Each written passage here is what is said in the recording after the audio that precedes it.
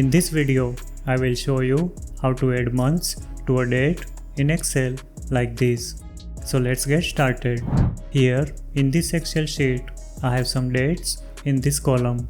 This column contains the number of months I want to add to these dates, and I want to get the final dates in this column. For example, the first date is 1st January 2024. I want to add 1 month to it so that the result is 1st February 2024. We can use the eDate function to do that. The eDate function returns the date that is a number of months after or before the specified date.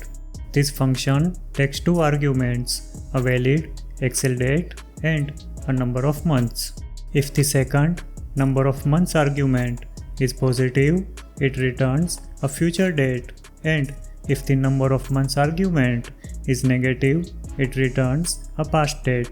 For example, this eDate formula will return 5th February 2024 by adding 1 month to 5th January 2024, while this eDate formula will subtract 1 month from the 5th January 2024 and returns 5th December 2023 because the number of months argument is -1. The eDate function is smart enough to adjust the end of the month as well. For example, if we add 1 month to 31st March 2024, it will return 30th April 2024 because the month of April does not have 31 days. In addition to that, the eDate function also takes care of the leap years. For example, if we add 1 month to 31st January 2024, it will return 29th February 2024 because the year 2024 is a leap year. We can use the eDate function to add years to date as well. All we have to do is to multiply the number of years we want to add by 12. For example, this eDate formula will add 1 year to 5th January 2024, while this eDate formula will subtract 1 year from the date. Let's start the formula by typing an equal sign in the target cell. Now type eDate followed by an opening bracket.